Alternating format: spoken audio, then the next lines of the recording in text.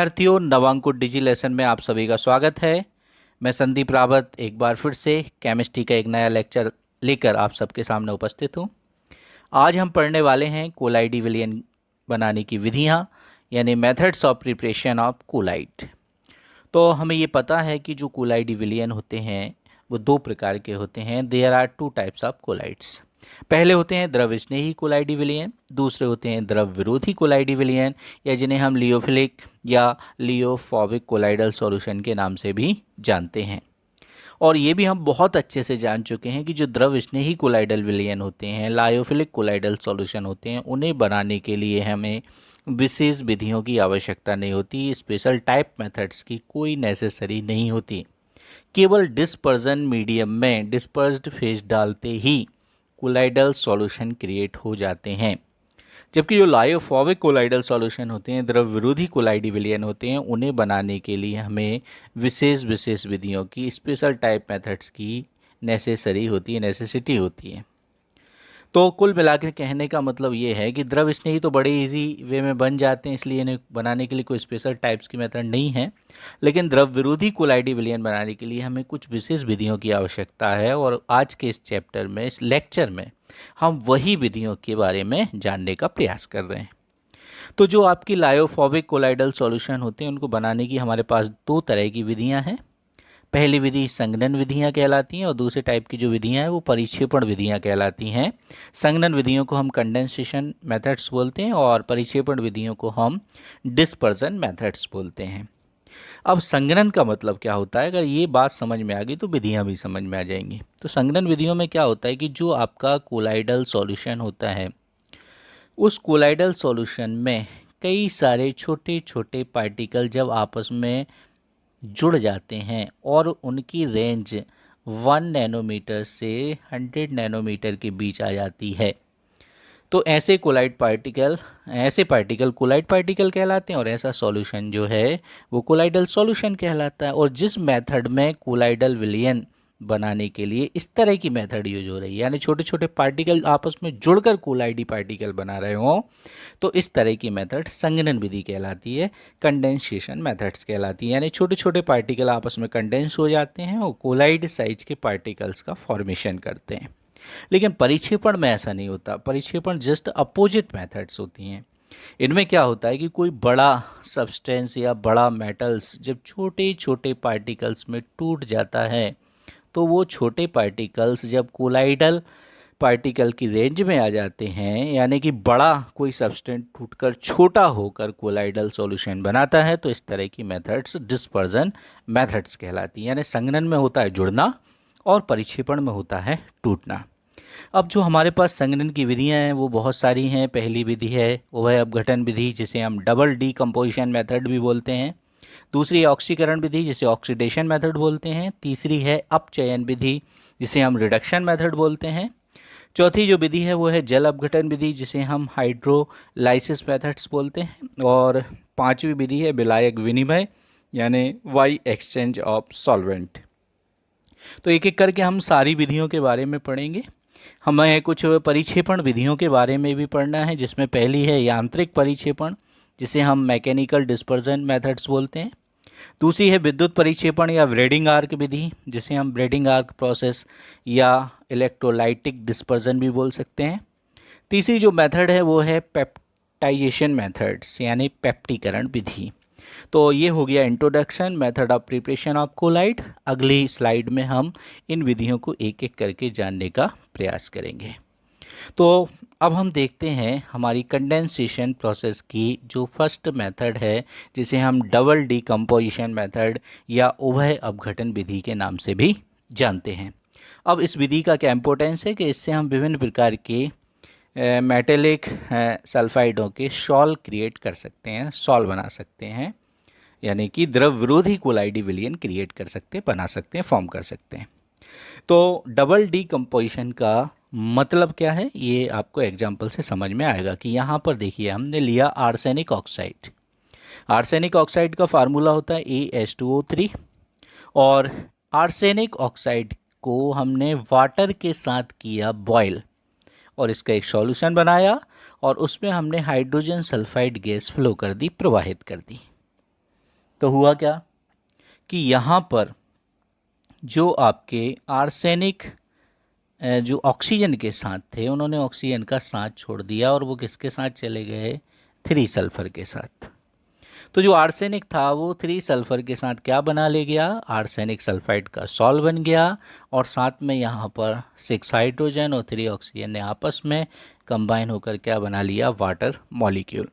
इस तरह हमें लाइट येलो कलर का आर्सेनिक सल्फाइड का कोलाइडल सॉल्यूशन क्या हो गया, प्राप्त हो गया। लेकिन होता क्या है कि इसमें अभी भी थोड़ी बहुत H2S गैस प्रेजेंट होती है, तो हम इस सॉल्यूशन को बॉयल करते हैं, जिससे वाटर की जो एक्सेस है वो भी बाहर हो जाती है, और साथ में जो हाइड्रोजन सल्फाइड गैस है वो भी इस सॉल्ट से बाहर हो जाती है। तो इस विधि को, इस मेथड को हम डबल डीकम्पोजिशन मेथड क्यों बोल रहे हैं, इसका कारण जानने का प्रयास करते हैं। कि यहाँ पर देखिए आप, आर्सेनिक ऑक्साइड था वो भी यहाँ बीच से टूट गया, डीकम्पोज हो गया, और जो हाइड्रोजन सल्फाइड था वो भी यहाँ से डीकम्पोज हो गया। तो जो भी रिएजेंट आपस में रिएक्शन कर रहे हैं वो दोनों ही डीकम्पोज होकर रिएक्शन में भाग लेते हैं, पार्टिसिपेट करते हैं और प्रोडक्ट बनाते हैं। So that's why this reaction is called by the name of double decomposition methods. एक और एग्जाम्पल यहाँ पर दिया गया है, यहाँ देखिए आप, यहाँ हमने लिया है सिल्वर नाइट्रेट, और सिल्वर नाइट्रेट की रिएक्शन हम करा रहे हैं सोडियम ब्रोमाइड से। अब आपको पता है कि दोनों ही आयोनिक नेचर के हैं, Ag पर प्लस है, NO3 पर माइनस है, Na पर प्लस है, Br पर माइनस है। यहाँ Ag प्लस Br माइनस के साथ और Na प्लस NO3 माइनस के साथ रिएक्शन करके AgBr का सिल्वर ब्रोमाइड का सॉल्व बना लेता है। तो यहाँ भी देखिए, इसको हम डबल डीकम्पोजिशन मेथड क्यों बोल रहे हैं, क्योंकि Ag भी डीकम्पोज हो रहा है और NaBr भी डीकम्पोज हो रहा है AgBr के साथ, और NaNO3 के साथ रिएक्शन करके AgBr का सॉल्व दे रहा है। इसलिए इस मेथड को हम डबल डीकम्पोजिशन मेथड कहते हैं। तो आपको ये मेथड अच्छे से समझ में आ गई होगी। आगे बढ़ते हैं, अब चलते हैं हम अगली स्लाइड की ओर।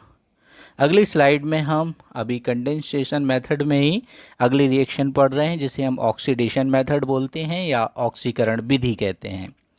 तो इस विधि में हम क्या करते हैं कि कुछ ऑक्सीडाइजिंग रिएजेंट लेते हैं। जैसे यहाँ पर नाइट्रिक एसिड जो है वो ऑक्सीडाइजिंग रिएजेंट है, और यहाँ पर जो सल्फर डाइऑक्साइड है वो भी ऑक्सीडाइजिंग रिएजेंट है, ऑक्सीकारक है, क्योंकि ये ऑक्सीजन देते हैं। ऐसे रिएजेंट जो ऑक्सीजन दें क्या कहलाते हैं, ऑक्सीडाइजिंग रिएजेंट कहलाते हैं। यहाँ पर सल्फर डाइऑक्साइड ऑक्सीजन देगा और यहाँ HNO3 H2S को ऑक्सीजन देगा। तो होगा क्या कि जैसे HNO3 H2S से रिएक्शन करेगा तो वाटर मॉलिक्यूल बनेगा, नाइट्रोजन पेरोक्साइड बनेगा, और सल्फर का सॉल्व हमें क्या हो जाएगा, प्राप्त हो जाएगा। तो इस रिएक्शन में हो क्या रहा है कि जो आपका नाइट्रिक एसिड है HNO3 है, वो डीकम्पोज होकर, विघटित होकर ऑक्सीजन देता है, और वो ऑक्सीजन H2S लेता है। तो ऑक्सीकरण किसका हो रहा है, ऑक्सीडेशन किसका हो रहा है, हम कहेंगे हाइड्रोजन सल्फाइड का ऑक्सीडेशन हो रहा है। किसकी प्रेजेंस में हो रहा है, नाइट्रिक एसिड की प्रेजेंस में हो रहा है। बात समझ में आ गई। इसमें जो ऑक्सीडाइजिंग एजेंट है जो कि ऑक्सीजन देगा वो कौन है, नाइट्रिक एसिड, और जो ऑक्सीजन लेगा वो कौन है, हाइड्रोजन सल्फाइड। तो हम कह सकते हैं कि हाइड्रोजन सल्फाइड का ऑक्सीडेशन होगा in the presence of nitric acid. अब यदि एक स्टेप से आपको ये बात समझ में नहीं आ रही है तो इसी रिएक्शन को हम 2 स्टेप में समझते हैं। कि सबसे पहले जो आपका HNO3 है, नाइट्रिक एसिड है, जैसे हम रिएक्शन कराएंगे तो सबसे पहले वो टूटेगा। काय काय में टूट गया, देखिए आप, H2O में और नाइट्रोजन पेरोक्साइड में, और दे रहा है क्या, एक ऑक्सीजन।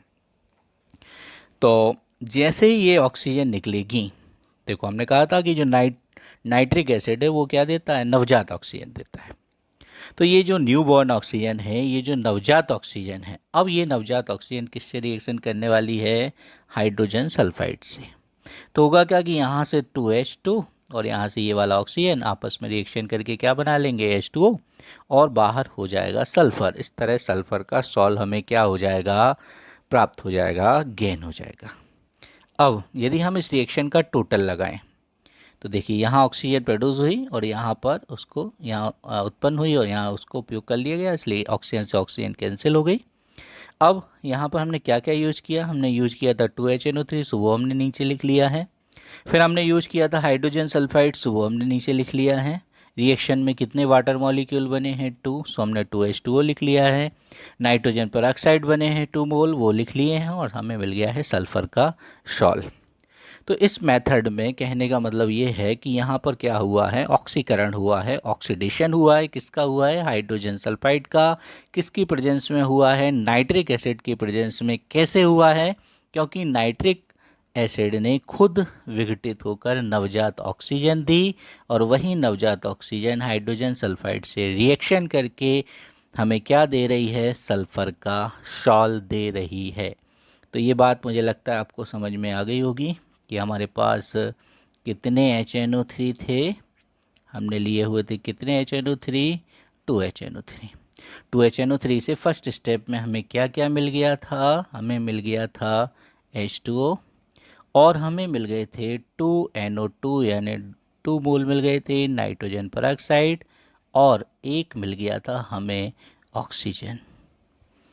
तो इस तरह से जो आपका नाइट्रिक एसिड है वो हमें देता है ऑक्सीजन, और यही ऑक्सीजन जो है वो क्या करती है आगे, कि जो आपका हाइड्रोजन सल्फाइड है ये नवजात ऑक्सीजन उससे रिएक्शन करती है और जल देती है और सल्फ़र का सॉल्ट देती है।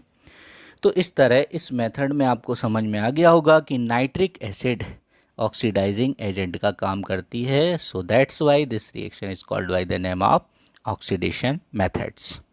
चलिए और अब बात करते हैं आगे। एक और एग्जाम्पल यहाँ पर दिया गया है, उसको भी देख लेते हैं। ये देखिए आप, यहाँ पर हम जो सल्फ़र डाइऑक्साइड है वो ऑक्सीडाइजिंग रिएजेंट का काम कर रहा है, यानी ऑक्सीजन देगा। और ऑक्सीकरण किसका होगा, ऑक्सीडेशन किसका हो गया, हाइड्रोजन सल्फाइड का होगा। तो रिएक्शन कैसे हुई देखो आप, सल्फ़र ने क्या दिया, ऑक्सीजन।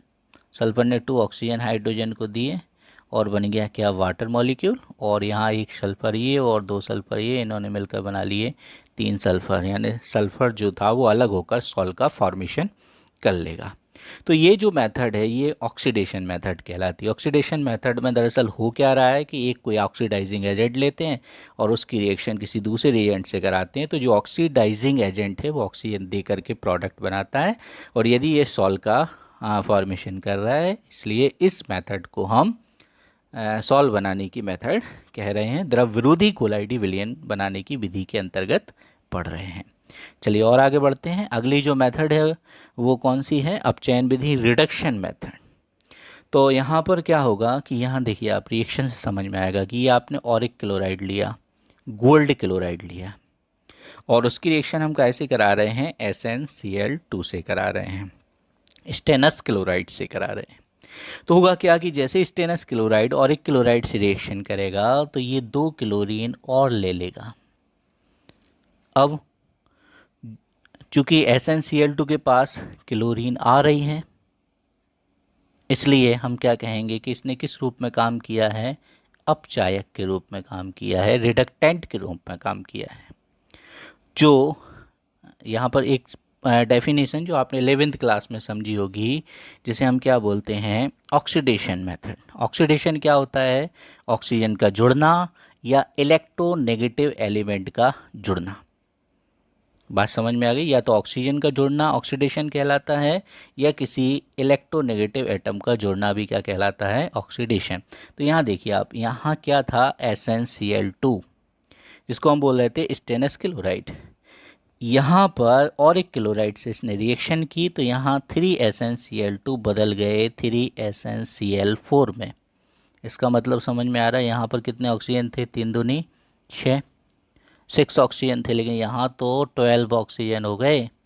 तो वो कैसे हो गए, क्योंकि AuCl3 ने कुछ Cl, कुछ क्या, पूरे ही Cl, AuCl3 ने अपने पूरे A जो Cl थे वो SnCl2 को दे दिए, और स्टेनस क्लोराइड बन गया है स्टेनिक क्लोराइड।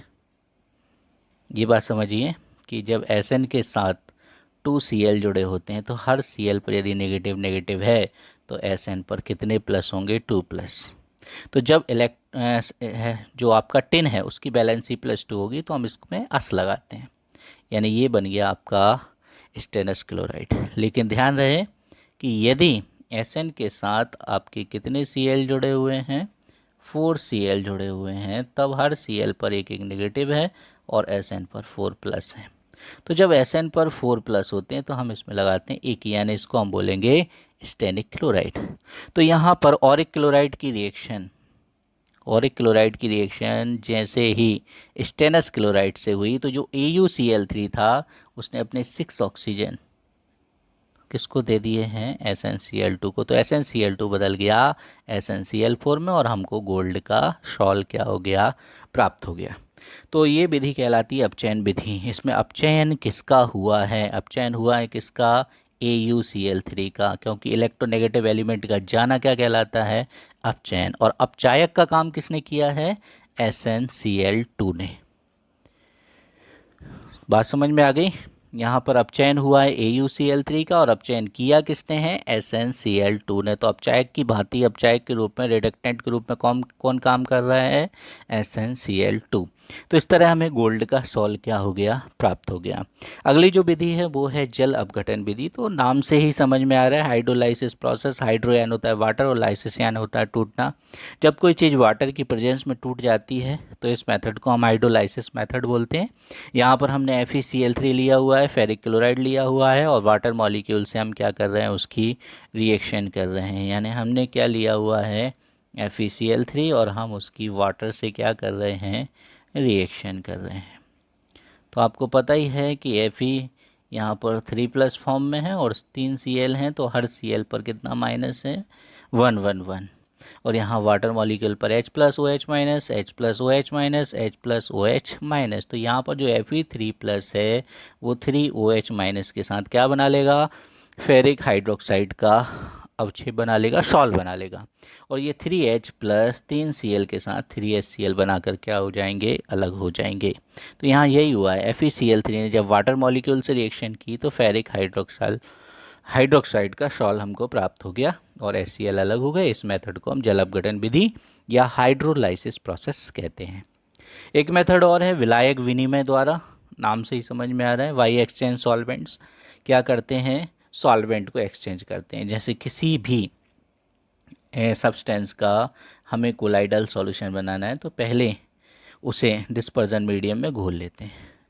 परिक्षेप प्रावस्था को परिक्षेपण माध्यम में घोल लिया और एक बढ़िया, या ऐसा कह लो कि किसी पदार्थ को एक विलायक में घोल लिया और बढ़िया विलयन बना लिया, जिसमें ऐसी विलायक में घोला जिसमें वो बहुत अच्छे तरीके से घुल जाता है। अब इस सॉल्यूशन को, इस पूरे बने बनाए विलयन को अब ऐसे विलायक में घोलेंगे कि वो पदार्थ उस दूसरे विलायक में कम घुलता हो। यानी पदार्थ को पहले ऐसे विलायक में घोला जिसमें वह बढ़िया तरीके से घुलता हो, और फिर उस सॉल्यूशन को ऐसे विलायक में घोला जिसमें वह बहुत कम घुलता हो। तो कम घुलने वाले विलायक में जैसे ही वो विलयन पहुंचेगा तो कोलाइडी विलयन का क्या हो जाएगा, निर्माण हो जाएगा। यानी पहले सब्सटेंस को ऐसे सॉल्वेंट में घोलते हैं जो ज़्यादा घोलता है और फिर ऐसे सॉल्वेंट में घोलते हैं जो कम घोलता है। तो इस तरह विलायक बदल बदल कर भी हम कोलाइडी विलयन बना सकते हैं और इस विधि को हम विलायक विनिमय विधि या वाई एक्सचेंज सॉल्वेंट प्रोसेस के नाम से जानते हैं। और इस विधि के द्वारा हम गंधक, फिनाल्फ्थलीन और एल्बुमिन आदि के कोलाइडी विलयन बना सकते हैं। अब हम चलते हैं परिक्षेपण विधियों की ओर। और परिक्षेपण विधियों में हमने पढ़ा था कि यहाँ पर क्या होगा कि कोई छोटा पदार्थ जो है, कोई बड़ा पदार्थ जो है वो टूटकर छोटे छोटे कणों में परिवर्तित हो जाएगा, कोलाइडी कणों में परिवर्तित हो जाएगा। और इस विधि को हम डिस्पर्जन मेथड या परिक्षेपण विधि कहते हैं। और यहाँ पर हम फर्स्ट मेथड पढ़ रहे हैं जिसे हम यांत्रिक परिक्षेपण या मैकेनिकल डिस्पर्जन मेथड्स के नाम से भी जानते हैं। तो यहाँ पर एक खास बात जो ध्यान देने वाली है वो है कि यहाँ पर हम जिस चीज़ का यूज करेंगे वो है कोलाइडल मिल यानी कोलाइडी चक्की। जैसे ही आपको देखने में चक्की शब्द ध्यान में आता है तो आपको आटे की चक्की याद आती है। जी हाँ, बिल्कुल। जैसे आटे की चक्की में एक हॉपर होता है और उसमें गेहूँ डाला जाता है, इसमें भी एक हॉपर होता है। जिस भी सब्सटेंस का कोलाइडी विलयन बनाना है वो डिस्पर्जन फेज़ के रूप में इस हॉपर के अंदर लिया जाता है और उसमें डिस्पर्जन मीडियम भी डाल दिया जाता है, यानी परिक्षेप प्रावस्था और परिक्षेपण माध्यम दोनों को इस कोलाइडी चक्की में डाल दिया जाता है। और इस उपकरण के अंदर ही अंदर दो जो आपकी डिस्क हैं वो एक दूसरे पर क्या होती रहती हैं, घूमती रहती हैं, और वो डिस्क लगातार घूमने से परिक्षेपण माध्यम में परिचित प्रावस्था यानी डिस्पर्जन मीडियम में डिस्पर्स्ड फेज जो है वो अच्छी तरीके से मिक्सअप हो जाती है, और इस तरह हमें मन चाहे आकार का कोलाइडी विलयन प्राप्त हो जाता है। मतलब जिस शेप और साइज के हम कोलाइडल पार्टिकल चाहते हैं, जिस तरह के कंसंट्रेट कोलाइडी विलयन चाहते हैं, उस तरह के कोलाइडी विलयन हम प्राप्त कर सकते हैं। अब इस मेथड के द्वारा हम प्रिंटिंग इंक यानी छापे खाने की स्याही इसी मेथड से बनाई जाती हैं। पेंट, वार्निश आदि जो हैं वो भी इसी मेथड से बनाए जाते हैं। तो इस मेथड को हम क्या कहते हैं, मैकेनिकल डिस्पर्जन मेथड, जिसमें हम कोलाइडी चक्की का कोलाइडी मिल का यूज करते हैं। ठीक है, समझ में आ गया है। इसमें क्या हो रहा था, हॉपर में हमने क्या डाला था, डिस्पर्स्ड फेज डाली, फिर उसमें डिस्पर्जन मीडियम डाला और चक्की को चालू कर दिया। दोनों डिस्क बढ़िया एक दूसरे के ऊपर अपोजिट डायरेक्शन में घूमती रहीं, और हम चाहें तो दोनों डिस्क के बीच का जो डिफरेंस है वो भी सेट कर सकते हैं, जिससे हम मन चाहे आकार की कोलाइडी विलयन बना सकते हैं, जिन्हें यहाँ टैप के माध्यम से हम क्या कर लेते हैं, प्राप्त कर लेते हैं। तो ये मेथड मैकेनिकल डिस्पर्जन मेथड कहलाती है। चलिए अगली मेथड पर बढ़ते हैं। दूसरी हमारी जो मेथड है उसको हम बोलते हैं विद्युत परिक्षेपण अथवा ब्रेडिंग आर्क विधि, यानी इलेक्ट्रोलाइटिक डिस्पर्जन मेथड या ब्रेडिंग आर्क मेथड। ये भी हमें जो हमारे सामने फिगर है, डायग्राम है, उसको देखकर ही हम समझ सकते हैं कि हमें जिस भी धातु का कोलाइडी विलयन बनाना है, जिस भी मेटल का कोलाइडी विलयन बनाना है, जिस भी पदार्थ का कोलाइडी विलयन बनाना है, उस पदार्थ की, उस मेटल की दो रॉड ले लेते हैं और दोनों रॉड को बैटरी से क्या कर देते हैं, या किसी इलेक्ट्रिक सोर्स से जो कि बहुत ज़्यादा इलेक्ट्रिक करंट फ्लो कर सकता है उससे जोड़ देते हैं, और इन दोनों रॉड को अब एक वेसल में लेते हैं, एक वेसल में डिप करके रखते हैं, जिसमें वाटर भी होता है और वाटर के साथ साथ क्या घुला होता है, KOH घुला होता है। तो बात समझ में आ गई। जिस भी सब्सटेंस का हमें कोलाइडल सॉल्यूशन बनाना है, उसी मेटल की, उसी सब्सटेंस की हमने रॉड ले ली हैं, और उन रॉड को हमने बैटरी से या इलेक्ट्रिक सोर्स से क्या कर लिया है, जोड़ लिया है। और आगे जाकर हम इन दोनों रॉड को जैसे ही आपस में जोड़ेंगे तो एक आर्क, एक चिंगारी उत्पन्न होगी। इसलिए इस मेथड को आर्क मेथड कहा जाता है। ब्रेडिग इसलिए कहा जाता है क्योंकि जिस केमिस्ट ने इसको खोजा उसका नाम था ब्रेडिग, इसलिए इस विधि को हम ब्रेडिग आर्क मेथड के नाम से जानते हैं। तो जिस भी मेटल की हमें कोलाइडल सॉल्यूशन बनाना है, खासकर AU या CU, जिन्हें हम कॉइन मेटल बोलते हैं, उन मेटल्स की रॉड यहाँ पर लेनी है, इलेक्ट्रिक सोर्स से जोड़ना है, और दोनों रॉड को एक वाटर वेसल में डिप करके रखना है, जिसमें हमने क्या डाल रखा है, QH, जो कि एक अच्छे इलेक्ट्रोलाइट का काम करेगा। जैसे ही, अब एक बात और ध्यान रखनी है कि इस वेसल के बाहर देखो एक और टब रखा हुआ है, जिसमें रखी हुई है आइस यानी बर्फ़। अब होगा क्या कि जैसे ही हम रॉड से इलेक्ट्रिसिटी फ्लो करेंगे और दोनों रॉड को आपस में जोड़ेंगे तो भयंकर स्पार्क होगा। तो जो आपकी रॉड हैं वो मेल्ट होना शुरू होंगी, वेपोराइज्ड होना शुरू होंगी, और लेकिन वेपोराइज्ड होकर जैसे ही वेपर ऊपर उठने होगी, बाहर का जो आइस है इन वेपर को कैसा कर देगा, ठंडा कर देगा, और वह वेपर वाटर में सॉल्यूट होकर, वाटर में डिज़ोल्व होकर, वाटर में घुलकर कोलाइडी सॉल्यूशन फॉर्म कर लेंगी। तो इस विधि को, इस मेथड को हम क्या बोलते हैं, ब्रेडिग आर्क मेथड। एक बार और आपको समझाता हूँ, समझने का प्रयास कीजिए कि जिस भी मेटल की हमें कोलाइडल सॉल्यूशन बनाना है, उसी मेटल की हमें क्या लेनी है, रॉड लेनी है, और उन रॉड को वाटर से भरे हुए एक वेसल में लेना है, जिसमें कि OH डिज़ोल्व किया गया है, और इस वाटर वेसल के बाहर एक और टब है जिसमें रखी गई है बर्फ़, आइस रखी गई है।